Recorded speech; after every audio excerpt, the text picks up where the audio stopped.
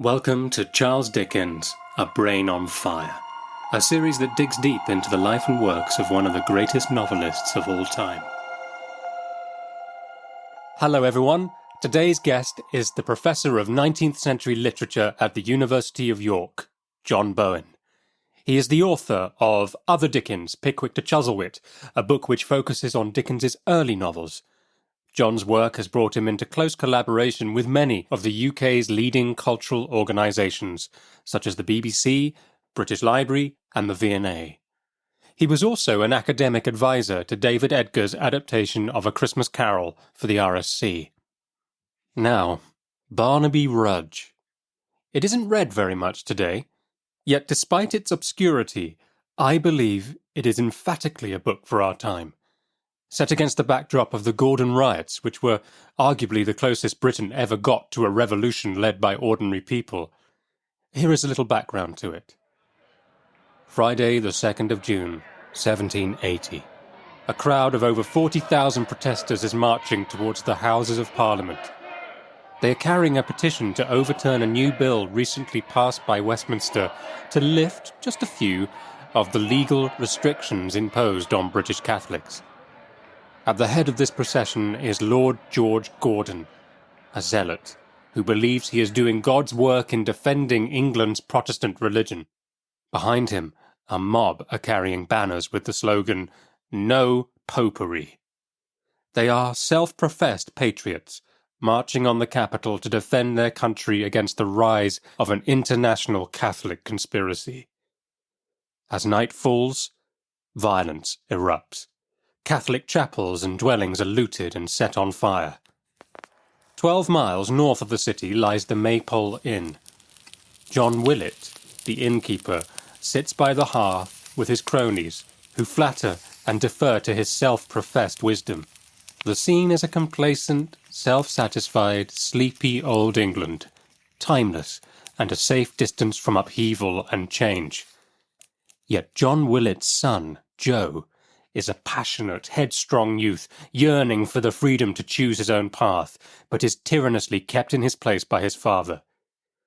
The Maypole and its nearby mansion, the Warren, is owned by Geoffrey Haredale, a Catholic.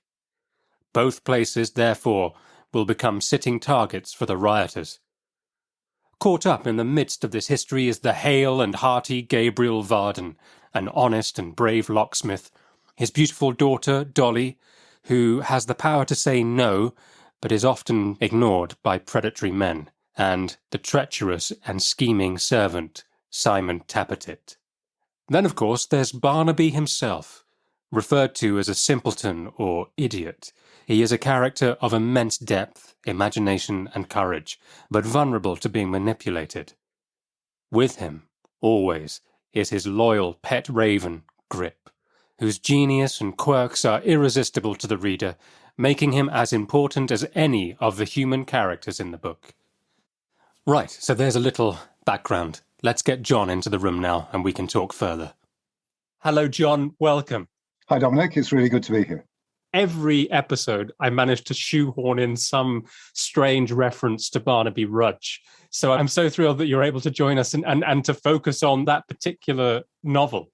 Yeah, it was interesting. When you asked me to do the podcast, I'd not read it for a while. But then it was interesting going back to it now, to a very different kind of political, social kind of conjuncture at the moment. And different aspects of the book kind of foregrounded themselves. Yeah, what I find interesting about it is the character of the novel feels very different from other Dickens's. Yeah, it is different. And I think there's several reasons for that, I think. I mean, one is he first kind of mentions it as a possibility when he's very young, when he's 24. And it doesn't come out till he's 29. And it's the only novel that he kind of starts and then stops and writes something else and then comes back to and then starts the third time and eventually kind of gets it underway.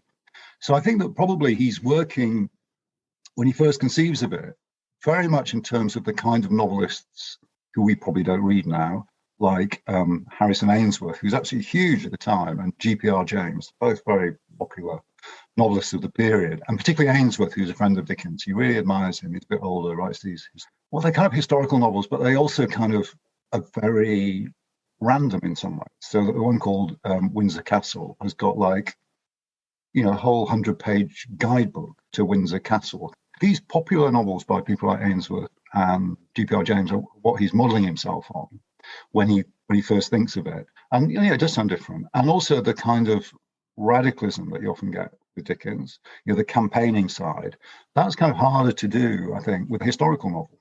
So it does give it a different tone. And then, of course, he only comes back to it much later to a historical novel with Tale of Two Cities. Yes, and it's interesting to read both, I think, because Barnaby Rudge begins in the year of our Lord 1775. There's even a phrase in there exactly that. So much of the timeline obviously is running in parallel with A Tale of Two Cities. But what I find interesting with Barnaby Rudge is with A Tale of Two Cities, there is the immediate martial kind of drum and the echoing footsteps right from the very start, and it just winds on and on and on and on. Whereas Barnaby Rudge, you spend the first third to even half of the novel not without any sense of these riots about to happen. You're in the kind of sleepy old England, and it's all domestic squabbles and strife, isn't it? Yeah, I mean, people have often talked about the weird, broken back nature of the book.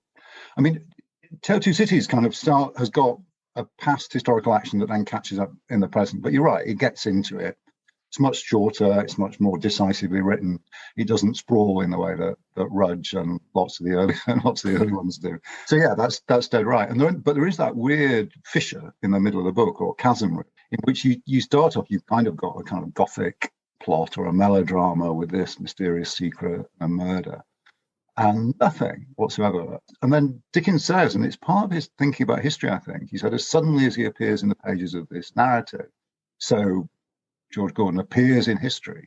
So he's interested in the event in history. So in Tale of Two Cities, he's interested in all the things that lead up to the revolution, but it's almost inevitable. It's almost written. If the French aristocracy behave like this for all that time, what else could happen to this? Here, something comes out of apparently from nowhere. Yes. And I suppose in the 1840s, how aware would people have been of the Gordon Riots of 1780? Because I knew nothing about the Gordon Riots until I picked up this book. I mean, it's so dwarfed by other upheavals, I suppose, namely the French Revolution 9 years later. I don't know. How big an event was it? I think it was pretty big. I mean, I think that Dickens, we're not sure, but we think his grandmother might have witnessed the Gordon Riots from Lord Crewe's house. So his grandparents on his father's side were a housekeeper and butler at Crewe Hall. So they were probably in London at the time. So it may be that that's something that little Dickens as a child would have been told the story of this. And it is the biggest piece of urban riot or uprising in the 18th century, I think. And there's nothing like it in the 19th century. So I think it does loom large.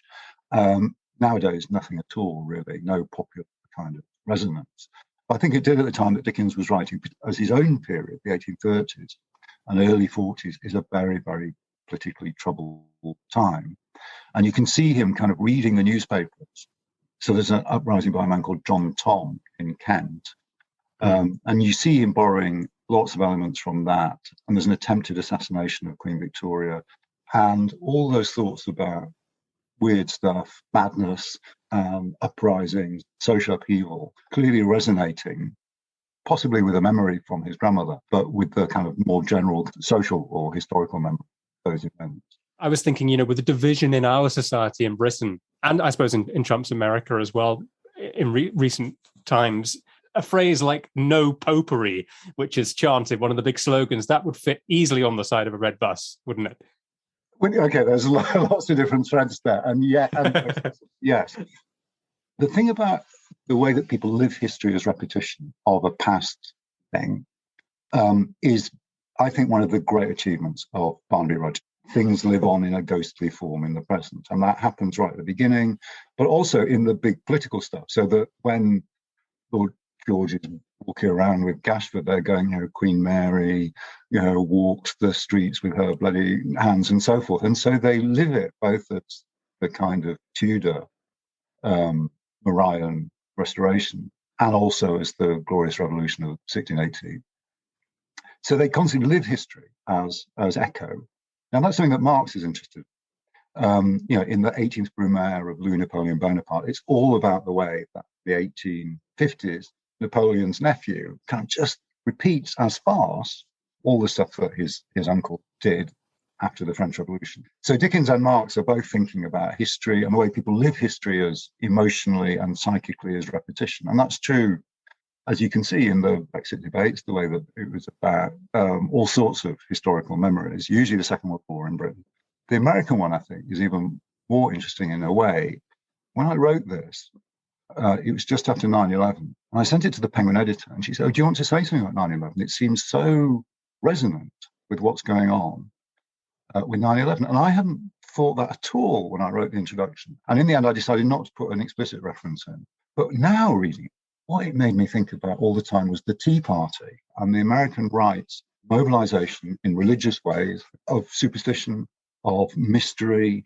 These are things that motivate the riots and, conspiracies. This is such a kind of resonant thing in contemporary politics, whether it's vaccine skepticism, conspiracy theories about lizard pedophiles running the world, whether it's thinking that Bill Gates is somehow getting things injected into our arms, always coloured, particularly in the United States, with a particular religious colouring or religious right colouring. All those things seem to me Dickens was so acute about, really, about the way that people live history in deeply fantasized ways. And the one thing about Gordon in the book is he's just kind of impervious in a way to reason or to evidence or to sense. The fact that Dickens, you probably know this, when he first of all wanted to write the novel, he wanted the rioters to be led by 3 inmates from Bedlam, from the lunatic asylum. And so many times over recent years, you said to yourself, watching contemporary politics, either in this country or the United States, they must be crazy. They must be insane to believe this about vaccines or that about Trump. And particularly the Trump moment when the march on the Capitol. But those scenes resonated so strongly with that. Yes, so for the listener that hasn't read it, the mob, they arrive at Parliament on a couple of occasions, don't they? And try and force down the doors and everything. So the democratic process is kind of seized or attempted to be seized. And it comes down to a few heroic individuals, kind of committed individuals, to maintaining democratic processes. They are very vulnerable to irrational mob violence or extra parliamentary forces or whatever it might be. And the Capitol riot and invasion and that scene outside Parliament, of course, different political circumstances and different histories, but Dickens is thinking about the same problems. And something else in the scene where you have the rather heroic Haredale, well, very heroic and sympathetic character who's a Catholic. And obviously Gordon is head of the Protestant Association. And they meet in Westminster Hall where Gordon won't speak to Haredale because he says, "I cannot talk to you. We have nothing in common." And it's that shutting down, isn't it? It's that inability of people to reach across any kind of divide, religious, political, and acknowledge that common humanity, I think. And Haredale's response, "We have much in common, many things, all that the Almighty gave us. And common charity, my lord, not to say common sense and common decency should teach you to refrain from these proceedings." Yeah, well, that's so true. I mean, Dickens, there's a bit in Christmas Carol, where Scrooge's nephew says to him about the importance of thinking of the people around us as fellow passengers to the grave. So that there's a sense that we share, if nothing else, a common mortality. And that's an absolutely consistent note across all of Dickens' work, I think, that's the case. Now, the way he tells the story in Rudge of that scene is, of course, they're meeting in the cellars of Westminster Hall, these kind of great arch Gothic cellars, building built when England was Catholic. And the 3 of them had all been at school together. So that's one of the odd things. There's a backstory that he doesn't, in a way, work through all that complexly as he does with, say, later novels like Little Dorrit. But there, Chester and Haredale and Gaspard too, they'd all been in a Catholic school in France at St. Omer. And then suddenly they meet again in the cellars of Westminster Hall, which of course is where Guy Fawkes had put all the explosives to blow it up. So it's so insistently asking you to think about historical repetition there and the threat to the parliamentary process as these 3, one Catholic, one ex-Catholic and one Protestant, who'd all been at a Catholic school, meet there in the cellars. It's a terrific bit of writing by Dickens. Yes, it is. And I think one character even says at one point, what in the name of the gunpowder plot is happening with such and such, so you're right. And the Maypole Inn where a lot of the action centers around, that's built in the reign of Henry VIII, isn't it, I think? And Queen Elizabeth I is reputed to have stayed there and all of those things. And so it's really tapping into, like you say, historical echo, but nostalgia, isn't it? That's a very dangerous overriding feeling, I think. The Maypole's interesting because the landlord of the Maypole is of course Haredale, the Catholic. And so what's clearly happened is that had been a mansion, presumably, that he owned. We don't know if the Warren is a later and earlier one. And that clearly, because of the disabilities that Catholics had to exercise, live their lives under, he must have sold it off, or now he has to rent it out as a pub. And so the amazing pictures of the book, and it's probably the best illustrated of all Dickens novels, the fireplaces are like kind of Catholic churches, really. They're full of niches with these kind of figures all around them.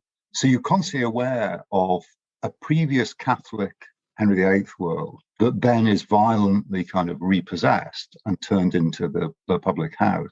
Dickens is very sympathetic to Haredale, and that's clearly part of the moral choice of the book. He wants to make Haredale the absolutely archetypal English gentleman, whereas Gashford, who's the sinister Jesuitical but Protestant kind of plotter, so he does that reversal.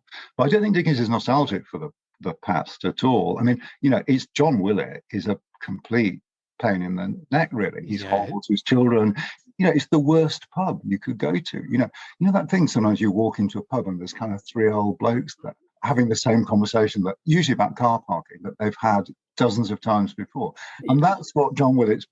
It can be nice when Gabriel Varden and people are there and you can warm up and so forth. Yes. But really, it's about absolute kind of sclerosis, really, about nothing being allowed to move on, and that you just completely imprison the next generation. You don't allow them to marry. So they then have to violently break away from. Yes, and in a way, Gabriel Varden perhaps represents the good father figure for Joe Willett, John Willett's son. And John Willett, he has his cronies, doesn't he, about him? Parks Cobbs and Solomon Daisy, who's a favourite.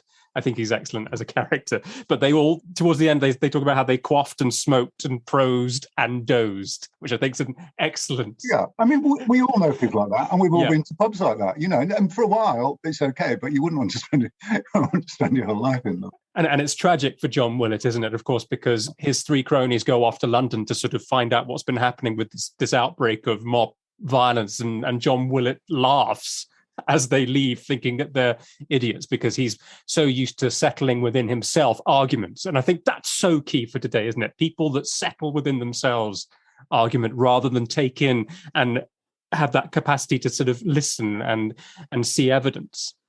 That's true. I hadn't thought about that until you said it, and I think that's absolutely dead right. That he prides himself on his power of argument, even though he has no ability to reason or look at evidence whatsoever. And part of the thing about when the Maypole gets wrecked is that he can't believe the evidence of his senses. And there's a lot of that in the book, I think, about what is it about certain kinds of event that consciousness can't compass. And that, in aesthetic theory, where that comes from is the idea of the sublime. The 18th century is very interested in sublimity, in when you're standing on the top of a mountain in the Alps and the wind is howling. It's too big for the mind to get its head round. And Dickens is very interested in the way that political events can just be too big for consciousness.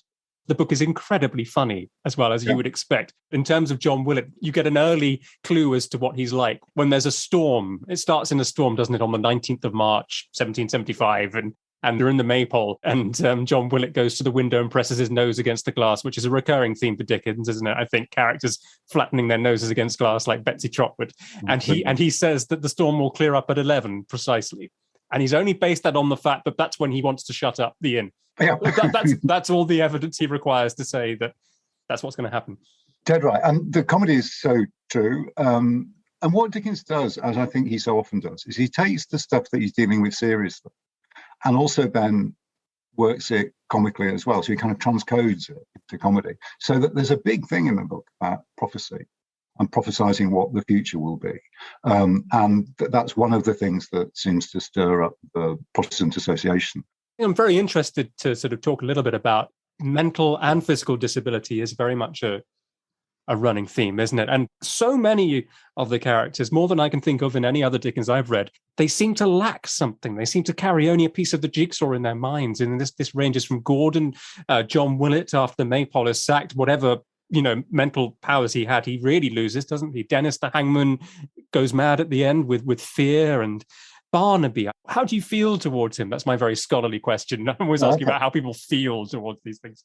Well, just on the disability front, I mean, I think that is something that I think very differently about, partly because disability studies have just made us think so differently about that.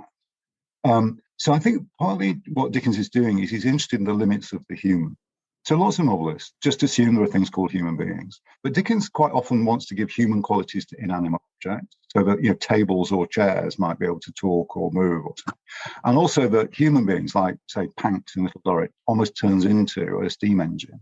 Or he'll, in Don Vincent, houses are like people, and so forth. So you're absolutely right that there's something lacking, not necessarily from the human, but from our usual sense of it.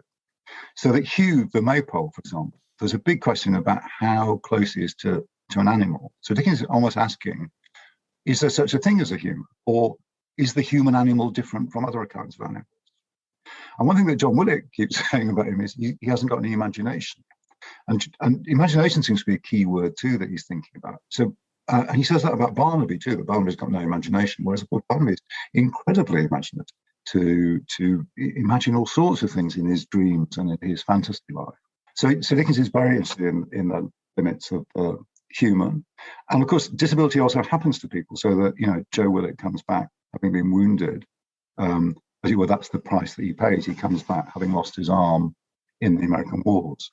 It's a really interesting motif in the book. And of course, Sim Tappertit at the end loses his legs. One of the things that happens through this political violence is that people get wounded in some way. John Willett, Joe Willett, Sim Tappertit. Joe Willett saying about the price he pays losing his arm for, he ends up coming back and Dolly will then marry him as well because she is moved to sympathy to see what he has done and what he's sacrificed. Yeah, it is. And I mean, it's one of the imperial moments of the book. I mean, he goes over in the colonial war, just as Edward Chester at the end, they go off to the West Indies. So there is an imperial scene in the novel, as it were, but kind of displaced overseas. But the question you asked me was, how do I feel about Barnaby? Yes. And I think he's, it's an astonishing thing, I think, particularly the way that he has very contradictory qualities. So sometimes he's like this very imaginative child. Dickens is very interested, like the early novels, after Pickwick, Oliver Twist is a child at the centre of it. Little Nell is a child at the centre of the novel, and here we go again. So he's very interested in these kind of socially marginal figures through which, as it were, the forces of history pass. And he can be frightening. And there is one moment where he says that there's something potentially evil about Barnaby. But I think the dominating stuff in the treatment is that we feel sympathy with. And of course, we're desperate at the end for him not to get hanged. And there is that astonishing scene where he meets his father in the prison. It's a great bit of plotting by Dickens to bring them together.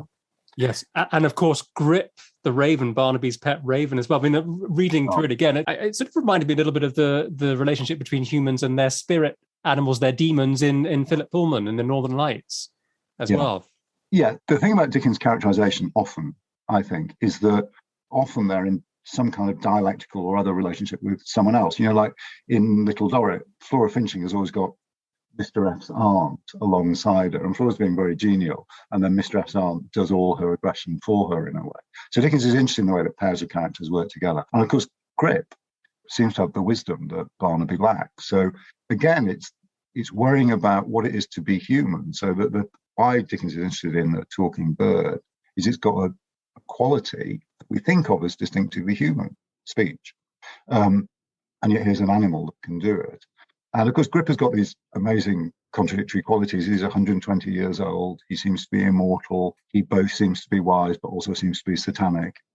He was John Ruskin's favourite character in the whole book. And I think it is extremely innovative. And Dickens, when he writes his preface to it, he tells these extraordinary anecdotes about his own ravens, and he's clearly got them, and animates them with extraordinary character and individuality. Or, to put it differently, he recognises that the way that they have a kind of character or individuality. So yeah, Grip is one of the best thing. Even people who don't like Barnaby Rudge like Grip. No, you could, if you don't want to read the full book, you could just read the Grip sections and sequence. Those descriptions are just hilarious. They're some of the funniest I've ever read. But I feel like it can seem like it's twee to talk about a raven like this, but it isn't, is it? In the book, it's not like that at all. No, I mean, you said about the spirit animal thing, and I think that's true. And the other one I felt it was Ted Hughes's poem Crow. Ted Hughes is working through all sorts of very, very difficult things about Sylvia Plath and about his own aggression and so on. And Crow who's this sinister but also kind of weirdly attractive figure that he writes all those poems about, is in some ways quite close to Grip. Nietzsche says somewhere, that wisdom might come back to earth in the form of a raven. Dickens had that thought 50 years before. And when Barnaby goes through his trauma, Grip goes through it with him as well, doesn't he? This very eloquent bird that practices his sentences and really seems to enjoy speaking. And reading too. At one point he reads a book as well. He does, yeah. He stands on a desk, doesn't he? And he looks down. And also he watches people's conversation as if he fully comprehends everything that's being said. But he's reduced to a single croak, isn't he? And for a year after the traumatic event. But then when he's recalled to life, when Grip comes back, I think the ending is as powerful for me as any Dickens I've ever read. And I really don't understand that, because I don't, as a reader, I don't feel I've been worked on. I haven't been made to think that Grip is somehow sort of cute or kind of vulnerable in a do you know what I mean? I can't quite understand how that happens. No, I totally see that. I think maybe it's this, that it's that he kind of comes back in a benevolent way. So that, as it were, he's quite a sinister or disturbing figure when he's going, I'm a devil. And you worry that he might be channeling some kind of destructive kind of force in the book. So maybe the ending is, it's okay. He's just a pet raven. Yeah, he just wants to talk to the horses about the kettle rather than being horsed like the raven in Macbeth that croaks the fatal entrance. Yeah. And it's so typical of Dickens. It's the grotesque mixture of extremities. On the one hand, he seems like pure evil. On the other hand, he's saying, Polly, put the kettle on, and it seems absolutely absurd. And part of the power of it is the yoking together of, you don't know quite whether to laugh or be very frightened at the same time. And that again is a bit like Trump. It's both really scary and also utterly preposterous at the same time. And Dickens is very good at those effects. Yes. And the same with Lord George Gordon. He's absurd, but also very scary. Yes, he is. And all the descriptions about Gordon sitting in his saddle, talking to himself incessantly, like a sort of religious, overly religious nutcase. But then at the same time, a very vulnerable figure as well that Dickens seems to have sympathy for. Yes, he says he's a kind man. And of course, he has this prophetic dream that he'll become a Jew, he says, and which, in fact, Gordon did. And in fact, that's what happens towards the end of the book. So, there's nothing intrinsically malicious or malevolent about him. If he were a simple villain and evil, in a way, politically or fictionally, it'd be an easier book to read, or an easier book to think about. You think, okay, now we know where evil comes from. It's from bad people like that, from people like Gashford. But the fact that Lord George is so central to it, and yet so kind of absent from being a kind of causal figure for the bad things that happen in the book, I think that makes it more disturbing and more interesting and more rich. Yes, I think something else about these figures also in any time, where the moment where Haredale is kind of threatened by the crowd on the riverboat steps at Westminster, and the crowd sort of does a surge towards him, and I think Gordon and Gashford and Grousby, they're at the front, but they're kind of pushed to the front, so they have the illusion of having led the crowd, when in fact they haven't. They've stoked some flames, and now it's all sort of blown up. Yeah, well, the whole leadership thing is really odd because, Barnaby ends up, and Sim Tappert end up leading things. And you think, well, that's not a sense that they've got some special qualities of leadership. Nobody would follow Sim Tappert, but somehow he ends up being in charge of one of the three kind of processions. So Dickens is interested in that. He doesn't want to think it's just about bad leadership. It's about mob psychology in a way, or crowd psychology too.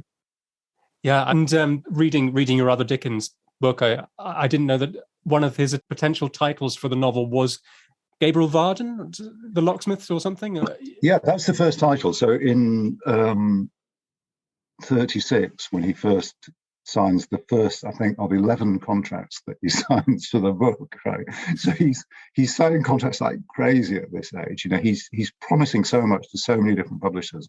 He gets himself in a total tangle. And the very first one is called Gabriel Varden the Locksmith, which is a great job choice, you know, for a novel that's so interested in prison. And Varden clearly has got a kind of centrality to the book. And of course, at the end, he's kind of restored as the great benevolent patriarch at the end of the book. It's also where quite a lot of the misogyny kind of lies around that household, because of course a lot of the jokes are against women or at women's expense in the book, you know, particularly against Miggs and Mrs. Varden. So Gabriel Varden is the most lovable man you can imagine, and yet Mrs. Varden, the joke is never satisfied or happy and is always complaining, and so is Miggs. So there is a lot of kind of sexism or misogyny in the treatment of the Varden household. Yes, because even Dolly Varden, Gabriel Varden's daughter, she's spoilt, isn't she? And she's a coquette, and she's shallow and all of these things. And then she has to learn, you know, and Martha Varden, like you said, she has to learn, and Mix has her come up. And so, I think that's absolutely right. And well, one thing again that I wish, you know, if I write about it now, I'd probably write more about the threat of sexual violence towards women. So the scene where Hugh the Maypole follows Dolly home and steals her bracelet and the letter is quite a disturbing kind of sexual threat. And then, of course, 3 young women get abducted with a quite explicit kind of level of sexual threat towards them. So it is, in a way, a novel about rape or the possibility of rape. And of course, it's all resolved, but Dickens is clearly interested and in some ways rather disturbingly excited by the prospect of Dolly Varden being abducted, for example. Yes, is it in the same way that the mob violence and all of that, it's just a way of sort of thrilling the reader or making them want to turn the pages and see what's going to happen? It is, although, I mean, but particularly thrilling a male reader, I think. No, Dickens loves writing the riots, and he says, I've made a better riot than Lord George Gordon, and, you know, I feel quite smoky. And he obviously, that's the bit where he's most involved, and it's wonderfully cinematic, and it's a great climactic bit of writing. Whereas the gender of women in the book seems to me less. Well, I mean, it's a novel of the 1830s, but in a way, later Dickens, I think, has more central and more active women characters from, you know, Copperfield onwards, really. Whereas here, it's about the vulnerable, abducted young woman, I think, that he's quite excited by. Yes, and I hear what you're saying, because I think the moments that are difficult to read are when, say, for example, Dolly's in distress at being abducted. Yeah. And that seems that her distress makes her more sexually appealing to her abductors. And then he reaches out to the reader a bit more and says, but who could look at the flowing hair, or I'm paraphrasing, but who, you know, in this moment and not feel that. Yeah, you're invited to be complicit with it, I think, in a way that you kind of wish you hadn't done. Yeah, I go with that. I can see that. And on that, there are many, many good things about the book. Oh no, I mean, it's the most wonderful book. There's something that I find interesting are the uses of hauntings in this novel, and how actually Dickens never quite verifies. You know, in later novels, sometimes a haunting really is a haunting. You know, Christmas Carol is a couple of years later, isn't it? And those ghosts are real. We really think of those ghosts as real. Whereas here, Solomon Daisy seeing the figure in the churchyard, and it's not explained in the same way. But then it's not thrown out either as ridiculous. No, he's fascinated by ghosts. I mean, there's a bit in I think probably in the 1850s, where there's a woman called Catherine Crowe writes a book about ghosts, and Dickens writes a very skeptical account saying there's no such thing as ghosts. And then he promises he'll write a second piece the following few weeks about why there are about positive or real cases of ghost seeing. But then he never writes a second one. So, I mean, I think there's something about fiction and ghosts in that, you know, when we talk about, you and I just now talking about Dolly Varden or Gabriel Varden, there's nobody there. They're not real. They don't exist. They've never existed. You can't touch them, but they're vivid presences to us, right, when we're reading fiction. And that's got a ghostly quality to it. I mean, a ghost is a vivid presence that's not really there, yeah, or that you can't touch, is not material. So I think Dickens often thinks of fiction as having a very close kinship with haunting. So he says about Christmas Carol, you know, may it haunt your homes pleasantly. Yes, and a ghost of an idea. Yeah, a Yes. ghost of an idea, absolutely. And so I think that's one reason why he's very interested in it. And I think, yeah, you're right. In this book, they all get naturalistic explanations. Solomon Daisy hasn't seen a ghost. He's seen Rudge skulking around again. So he constantly incites one to think of them as being ghostly, but then, as many Gothics do, gives you a naturalistic explanation at the end. I mean, there's a whole split in the Gothic tradition about ones that explain them away, like Anne Radcliffe, and those that want genuinely to use the supernatural, like Monk Lewis. And Dickens, in the end, he wants to restore order. And characters are informed by the ghosts of their national heroes, aren't they, and ancestors that have walked before. And it very much influences their behaviour and what they choose to do. Yeah. Yeah, bloody Queen Mary stalks the land. Okay, yeah. What the hell is all that about? Then you see people dressed up like 18th century patriots, and they think they're doing the Boston Tea Party again, or the number of times in which the Second World War is evoked, and people say this is it's like Chamberlain, or we don't want to be like Churchill, or we do want to be like Churchill. And you think, okay, that's a kind of dressing up. It's a kind of history as masquerade and as haunting. So what is your kind of feeling towards the book now, having reread it? Where does it sit for you in the whole canon?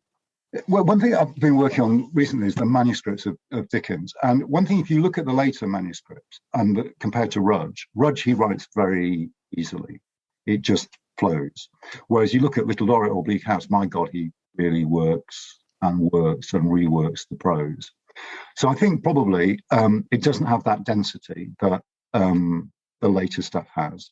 Now, one reason I wrote Other Dickens was to say we can like early and late Dickens. You don't have to choose. We don't have to measure one against the other. I do think he's got some very interesting ideas about history in it, a lot, and he's got some absolutely terrific scenes in it, particularly the riot scenes towards the end. So yeah, I think it's absolutely vividly alive, particularly to a kind of conservative, quasi-religious, violent, scapegoating, extra democratic political action. That's what the book's about. And that, my God, sadly, that resonates very strongly today. Yeah. Its popularity has suffered, hasn't it, in ways that, even more than Martin Chuzzlewit, which is another slightly obscure one for casual readers of Dickens. So I just wondered, because even in his own time, I think reading, the copies dropped to about 30,000 from about 70,000 from the old Curiosity Shop before. Is that right? They're still relatively big numbers for the period. But and it gets very few reviews. It does do quite well on the stage, so it gets lots of stage adaptations. And Dolly Varden, for some reason, becomes very popular figure, and lots of things are named after her. But it is a very difficult time economically. So there's a massive trade depression. The angry 30s turning into the hungry 40s. The 40s are a really difficult decade for people. So maybe it just doesn't do well because Dickens has written so much so quickly. He's 29, and they just keep coming, Pickwick and Oliver Twist, Curiosity Shop and Nickleby. So maybe that people are a bit jaded by it when it comes out. And it's never had its moment in the sun, as it were. There is a film version from the, I think, late teens of the 20th century. So a silent version, or the early 20s, sadly, that is lost. And there hasn't really been, as it were, the blockbuster movie of Barnaby Rudge, or the blockbuster stage adaptation like Nicholas Nickleby, or blockbuster TV series. If it had something like that to give it a fair wind, I think. Interesting you say that Chuzzlewit is another pair with it, because that's the thing he writes next. And Chuzzlewit, in a way, is the most contemporary book, in a way. It's in an eternal kind of present, as it were. So whereas Rudge is fascinated by the power of the past in the present, Martin Chuzzlewit is almost like there's nothing from the past. Yes, yeah. And going to America as well, which is obviously the new world and the next century. Yeah, absolutely. Yes. Oh, gosh. Well, John, this has been absolutely fantastic. Thank you so much for giving me your time and for rereading Barnaby Rudge. Well, it was a pleasure to go back to it, and thank you for the questions too, because it made me think again about it. Which I thought, that was it. I've settled the council. I never want to read the bloody book again. So it was great that you made me do it. So thank you. Do you have other projects coming up? You're working with the V&A a lot at the moment, is that right? On the manuscripts. I am, yeah. I think I've got a book. I mean, I thought I'd finished a book just before COVID, and then COVID came along, and so I just need to go back and polish that up a bit, and then that I hope will be out. And I'm also doing a edition of Bleak House for Norton. So those are the next two Dickens things that I've got to do. And the other thing that Rudge made me think about was Dickens and the Gothic, which is the most recent thing I've just published in the Cambridge History of Gothic Literature. Because of course that then becomes a thread throughout Dickens' work. That's great. What's the one that you were writing during COVID then that's coming next? What's that? Can you tell us a bit about that? Yeah, it's called Reading Charles Dickens, and it's for CUP for Cambridge. And so there's two ways to write a book on Dickens, I think. One is novel by novel, and there's lots of advantages to that, and that's what I do with Dickens, because you can see all the complicated, intricate, kind of almost poetic coherences of a particular text. Because the other way is to do it more thematically or topically and say, oh, look, this, you see it here, and then he's reworking it in this novel and in that one. So this is done the second way. So this is a more thematic, as it were, book about Dickens. And just a lot of it is about just the pleasure of the stuff he can do on the page in terms of relatively small scale kind of effects, really. So it's a kind of, I think of it as a kind of jazz book. It's a set of riffs on Dickens, So I wrote a piece on umbrellas in Dickens, and I thought I'll just write a little thing about a few umbrellas. I started noticing there's a lot of umbrellas in Dickens, and it ended up being 8,000 words, and there were still lots of umbrellas in Dickens that I'd never written about. And then I wrote a piece on waiters. I thought, the waiters are interesting as a way of talking about classic. So I wrote a piece on waiters in Dickens. And again, there was just masses of stuff. So this is like a collection of things like that. So I get very interested in parrots in Dickens, for example. The whole bit about parrots and speech and the animal and the human and so forth. So it's that kind of book. Well, that's fascinating. Is there an ETA on its release? Probably next year with a bit of luck. Oh, great. Well, I might have to try and persuade you to come back. Well, I'd love it. It'd be a pleasure. So thank you. Well, thank you so much, John. Wish you all the best with all the projects, and yes. Yeah, and good luck with the podcast. It's a great thing. Well done, Dominic. Thank you, John. Bye for now. Bye. Thank you for listening to Charles Dickens' A Brain on Fire. I want to keep adverts off this podcast, so if you're enjoying these episodes and would like to make a small donation, please follow the link in the description wherever you're listening to this, and you can buy us a coffee. All contributions make a huge difference. This week I'd like to thank John Uldois, John Kiriakou, and Chris Mayoko, and all other anonymous sponsors for your support so far. See you next time.